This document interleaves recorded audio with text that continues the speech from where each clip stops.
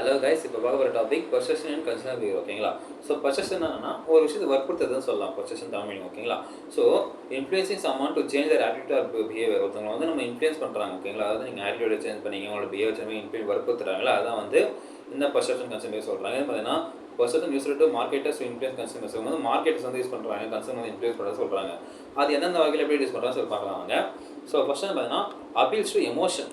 அதாவது நம்மள எமோஷனை வந்து நம்மளை வற்புறுத்துறாங்க. நம்ம எமோஷனலாக நம்மளை வந்து ஒரு பொருளை வாங்கிக்கிறாங்க வற்புறுத்தி. எதில் பார்த்தீங்கன்னா ஜஸ்ட் லைக் பார்த்தீங்கன்னா சரி emotional level, humour, fear, sadness. ஓகேங்களா? ஃபார் எக்ஸாம்பிள் பார்த்தீங்கன்னா இப்போ ஒரு சேல்ஸ் எக்ஸிக்யூட்டிவ் ஒரு மார்க்கெட்டில் இருக்காங்க.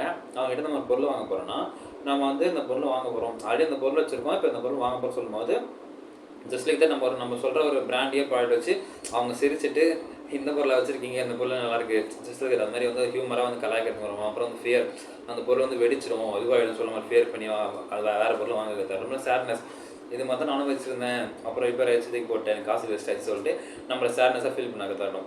ஸோ இது மாதிரி வந்து நம்மகிட்ட வந்து அவனுடைய சம்திங் லைக் தான் அவங்க என்ன வேணால் சொல்லி நம்மளை வந்து வற்புறுத்தி ஒரு பொருளை வாங்கிக்கிறது தான் இந்த ப்ரெசெப்ஷன் அப்படின்னு சொல்கிறோம். ஓகேங்களா?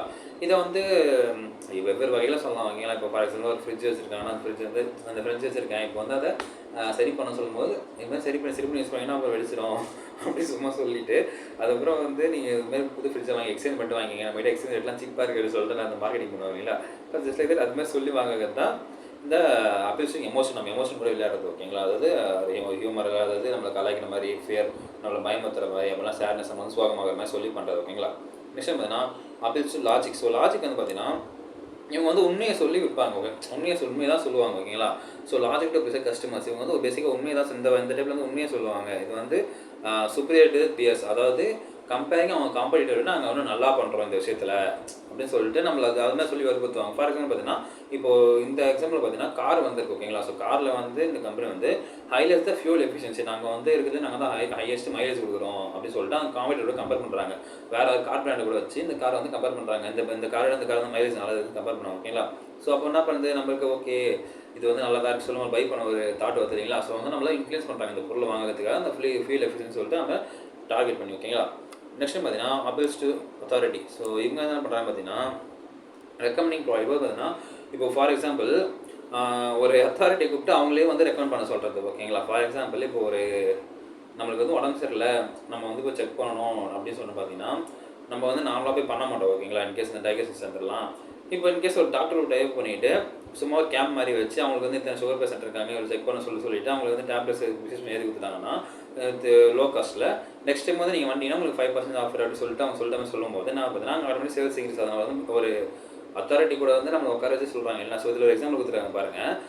Tooth paste commercial. ஓகேங்களா? அதாவது டூத் பேஸ்ட்டோட கமர்ஷியல் இருக்குங்களா, அது அட்வர்டைஸ்மெண்ட்டு அவங்க வந்து டென்டிஸ்ட் ரெக்கமெண்டிங் இந்த ப்ராடக்ட், அதாவது டென்டிஸ்ட் வந்து ரெக்கமெண்ட் பண்ணுறாங்களே.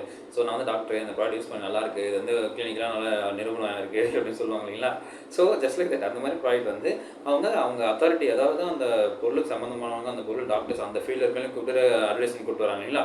So it's big concept. ஓகேங்களா? அப்படி வந்து அவங்களே அத்தாரிட்டியை வந்து நீங்கள் வாங்குன்னு சொல்லிட்டு நம்மளை வற்புறுத்துறாங்க இல்லைங்களா. ஜஸ்ட் லைக் அந்த வேர்டுக்கு மீனிங் வற்புறுத்துறது. ஓகேவா? நம்ம தான் வற்புறுத்துன்னு சொல்ல. ஸோ நம்ம ரெக்கமெண்ட் பண்ணுறாங்க இல்லைங்களா. ஸோ அதுதான் வந்து இந்த அப்பீல்ஸ் டு அத்தாரிட்டி. நெக்ஸ்ட் பார்த்தீங்கன்னா ஸ்கேர்சிட்டி அப்பீல்ஸ். ஸோ ஸ்கேர்சிட்டி அப்பீல்ஸ்னால் இந்த ஒதுக்கி ஸ்டாக் காலியாக போகுது, லிமிடெட் ஸ்டாக் சப்ளை தான் இருக்குது, அர்ஜென்சி ஆஃப் டெல்லிங், சீக்கிரம் வந்து வாங்க சொல்கிறது, அதாவது லிமிடெட் சப்ளை தான் இருக்குது, அப்புறம் வந்து லிமிடெட் டைமில் வந்து அந்த ஆஃபர் முடிஞ்சிடும், குறுகிய காலத்துக்கு மட்டுமே இந்த ஆஃபர் இருக்குன்னு சொல்லுவாங்க இல்லை. ஜஸ்ட் லைக் அப்புறம் பார்த்தீங்கன்னா ஒன்லி 10 ஸ்டாக் லிஃப்ட்னு சொல்லுவாங்க இல்லை. ஸோ இந்த மாதிரி கான்செப்ட்லாம் வந்து இதாக இருக்கும். நம்ம அது மாதிரி பயன்படுத்துறது வந்து பொருள் வாங்குறாங்க, சீக்கிரம் வாங்க எல்லாம் காலையில் விடும் அப்படி சொல்கிறாங்க. ஓகேங்களா? அப்படின்னும் போது நம்ம தூண்டப்பட்ட அந்த பொருள் வாங்குறதுக்கு பேசிக்காக. நெக்ஸ்ட் பார்த்தீங்கன்னா சோஷியல் ப்ரூஃப். ஸோ சோஷியல் ப்ரூஃப்னா என்னன்னா ஆல்ரெடி இந்த 10ல் 8 இந்தியர்கள் வந்து இந்த ப்ராடக்ட் யூஸ் பண்ணுறாங்கன்னு சொல்லுவாங்க இல்லைங்களா. ஸோ அது மாதிரி வந்து சொல்கிறாங்க. ஃபார் எக்ஸாம்பிள் பார்த்தீங்கன்னா அந்த இன்சூரன்ஸ் ஆட் அப்படி சொல்லுவாங்க. ஓகேங்களா? ஸோ இது அதாவது 10ல் 8 இந்தியன் வந்து இன்சூரன்ஸ் போட்டுருக்காங்க, ஜஸ்ட் அட்வர்டைஸ்மெண்ட்டாக சொல்லுவாங்க. ஸோ வி டோன்ட் நோ அது ட்ரூவாக இருக்கலாம் இல்லை ஃபேக்காக இருக்கலாம். ஓகேங்களா? பட் அட்வர்டைஸ்மெண்ட் மேக்ஸிமம் ட்ரூவாக தான் இருக்கும். வி டோன்ட் நோ, அவங்களுக்கு அது இடையில ஒரு சாம்பிளிங் எதாவது பண்ணியிருப்பாங்க அதெல்லாம். ஓகேங்களா? ஸோ நம்ம வேறு கான்செப்ட் பார்ப்போம். ஸோ சோஷியல் ப்ரூஃப் ஒன்றுமே இல்லை, இவ்வளோ பேர் யூஸ் பண்ணுறாங்க, நமக்கு வந்து ஒரு ப்ரூஃபாக காட்டுறாங்க. ஓகேங்களா? அதான் சோஷியல் ப்ரூஃப் சொல்லலாம். நெக்ஸ்ட் பார்த்தீங்கன்னா இதில் வந்து இன் அடிக்ஷன் ஆஃப் யூசிங் ப்ரெசெப்ஷன் டெக்னிக், அதாவது இந்த வற்புறுத்தல் டெக்னிக் யூஸ் பண்ணி marketing also influence consumer behaviour, அதாவது கன்சூமர் பிஹேவியர் இன்ஃப்ளூயன்ஸ் பண்ணுறாங்க. அது எப்படி பார்த்தீங்கன்னா கிரியேட்டிங் பாசிட்டிவ் இமேஜ், அதாவது பார்த்தீங்கன்னா அவங்க சைடில் அது மேலே வந்து மார்க்கெட்ஸ் எப்படி பண்ணுறாங்கன்னு பார்த்தோம். இப்போ கன்சூமர் பிஹேவியர், அதாவது ஒரு இண்டிவிஜுவல் வந்து எப்படி பார்த்துறாங்க அப்படின்னு பார்க்க போகிறோம் ஓகேங்களா. அதாவது பிராண்ட் வந்து ஒரு இண்டிவிஜுவலாக எப்படி மாற்றுறாங்க, மேலே வந்து ஒரு மார்க்கெட்டர் வந்து இண்டிவிஜுவல் எப்படி மாற்றுறாங்கன்னு பார்த்தோம். இங்கே வந்து என்னன்னா ஒரு பிராண்ட் வந்து ஒரு இண்டிவிஜுவல் மாற்றலாம் பார்க்க போகிறோம் ஓகேங்களா. 4 டாபிக் தான் சிம்பிளாக தான் இருக்கும். கிரியேட்டிங் பாசிட்டிவ் பிராண்ட் இமேஜ், அதாவது ஒரு பாசிட்டிவான பிராண்ட் இமேஜ் கிரியேட் பண்ணும்போது அவங்க ஆட்டோமேட்டிக்காக அந்த பொருளை வந்து ஒரு சுச்சுவேஷன் தள்ளப்படுறாங்க. இப்போ ஃபார் எக்ஸாம்பிள் ஒரு பர்டிகுலர் ப்ராடக்ட் இருக்குது, அந்த ப்ராடக்ட் வந்து இந்த ஒரே பிராண்ட் தான் பிராண்டாக இருக்காங்க, மற்றவங்களாம் லோக்கல் பிராண்டாக இருக்காங்கன்னு வச்சுக்கோங்களேன். அப்படின்னா இப்போ அவங்க ஆட்டோமேட்டிக்காக அந்த பிராண்ட் வாங்க, ஏன்னா there is no option. Positive image ஒரு நல்ல பிராண்டாக இருக்கும்போது நம்ம கண்டிப்பாக வாங்குவோம். ஒரு அட்வர்டைசிங், பப்ளிக் ரிலேஷனு, ஸோ இதெல்லாம் இருக்கும்போது ஒரு குட் கஸ்டமர் இருக்கும்போது கண்டிப்பாக அதை வாங்கணும்னு சொல்கிறாங்க. ஓகே, விஷயம் எதுனா ப்ரைஸிங் அண்டு காம்படிட்டிவிட்டி, அதாவது ப்ரைஸிங் வந்து நல்ல ஃபேர்லியாக இருக்கணும், நியாயமான வேலையாக இருக்கணும் ஓகேங்களா. ஒரு பொருள் நியாயமான வேலையாக இருந்தால் கண்டிப்பாக எல்லாம் ரீச் பண்ணணும். அவங்க அந்த பொருள் வாங்கிறதுக்கு உண்டான ஒரு சுச்சுவேஷன் தள்ளப்படும் ஆட்டோமேட்டிக்காக, அதாவது கொடுத்துருக்கணும்னு சொல்லலாம் ஓகேங்களா இந்த வேர்டில்.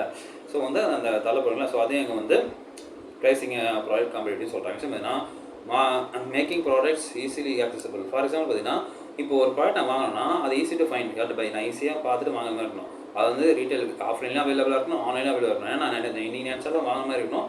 அதாவது எனக்கு ஆஃப்லைனில் எதுக்கு தேவைன்னா நான் இன்றைக்கே வாங்கிட்டு இன்றைக்கி யூஸ் பண்ணி ஆஃப்லைனில் வாங்கலாம். இல்லை ஆன்லைன்னா ஒரு 3 to 4 days வெயிட் பண்ண முடியும்னா ஆன்லைனில் ஆர்டர் பண்ணுவோம் ஓகேங்களா. ஸோ ரெண்டுல அவைலபிளாக தான் எனக்கு நான் வந்து எப்படி தான் அந்த பொருள் வாங்க போகிறேன். இன்கேஸ் நான் வந்து அந்த பொருள் வாங்கணும் போயிட்டு எனக்கு வந்து ஆஃப்லைனில் அந்த பொருள் இல்லை, ஆனால் நீங்கள் தேவைப்பட்டு நான் எந்த பொருள் வந்து வாங்கிட்டு தான் வந்துடுவேன். பிகாஸ் எனக்கு எனக்கு நீட் இருக்குது அந்த பொருள் ஓகேங்களா.